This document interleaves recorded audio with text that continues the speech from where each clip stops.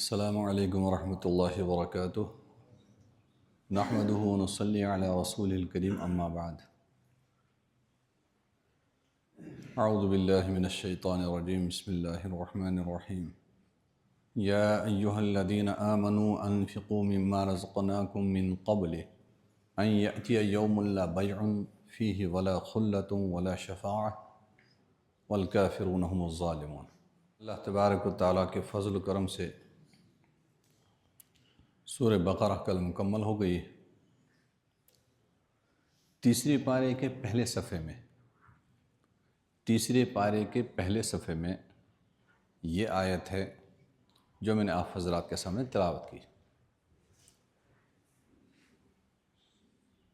اللہ پاک فرماتے ہیں، اے ایمان والو، یا ایہا الذین آمنوا انفقوا مما رزقناکم۔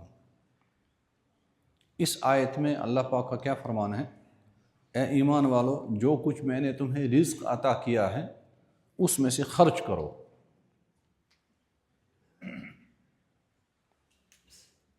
من قبل ان یأتی یوم لا بیع، قبل اس کے کہ وہ دن آ جائے جس دن میں ایک انسان خرید و فروخت نہیں کر سکتا۔ یعنی ایک انسان کچھ کاروبار کرنا چاہے، کچھ دینا چاہیے، کچھ خرچ کرنا چاہے تو نہیں کر سکتا۔ وہ دن کون سا ہے؟ وہ قیامت کا دن ہے۔ ولا خلہ، اس دن سے پہلے ہی میرے دیے ہوئے رزق میں سے خرچ کرو اللہ تعالیٰ کے راستے میں، جس دن کسی دوست کو اس کی دوستی کام نہیں آئے گی۔ ولا شفاعت، اور جس دن سفارشیں وغیرہ کام نہیں آئے گی۔ اللہ تبارک و تعالیٰ فرماتے ہیں جو میں نے دیا ہے اس میرے دیے ہوئے میں سے اللہ کے راستے میں، اللہ کی خوشنودی کے لیے اپنی زندگی میں خرچ کرو،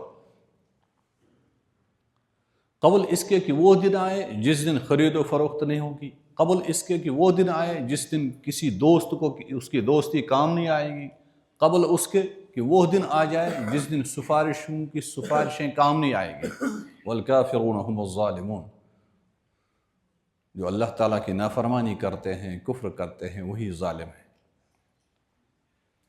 پھر اس آیت کے بعد اللہ تبارک و تعالیٰ کے کلام پاک کی ایک عظیم آیت آتی ہے جو ہم تقریباً ہر نماز کے بعد پڑھتے ہیں، جس کو ہم آیت الکرسی کہتے ہیں۔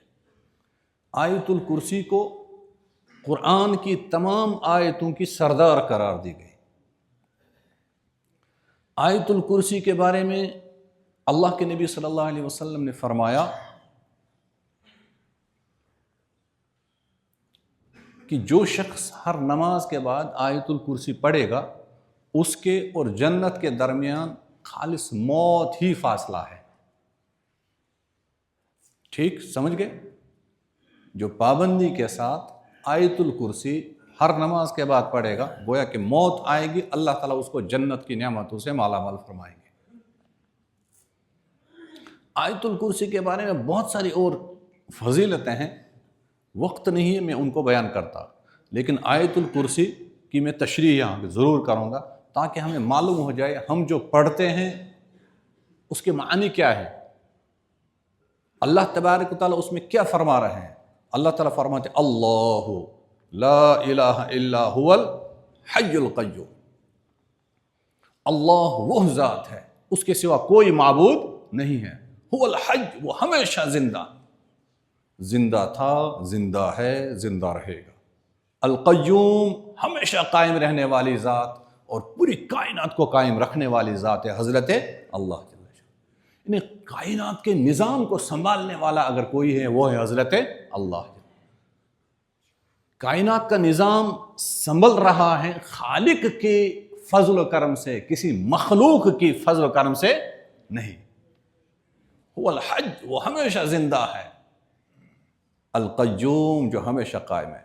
زندہ سے کیا مراد؟ جس کو موت آ جائے وہ خدا نہیں ہو سکتا، وہ اللہ نہیں ہو سکتا۔ مشرکین نے قرآن کریم میں بھی آیا ہے، انہوں نے فرشتوں کو اللہ تعالیٰ کی بیٹیاں بنایا، اور یہود و نصارہ نے بھی غلو سے کام لے لیا. انہوں نے کیا کیا؟ اللہ کے نبیوں کو اللہ تبارک و تعالیٰ کا کہیں بیٹا مان لیا، اور کہیں کہیں اللہ تعالیٰ کے نبیوں کو اللہ تعالیٰ کی قدرت میں اس میں شامل فرما دیا.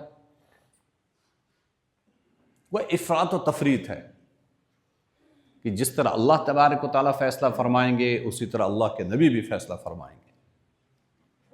تو قرآن نے کہا اللہ وہ ذات ہے لا الہ الا ہو، اس کے سوا کوئی عبادت کے لائق نہیں ہے.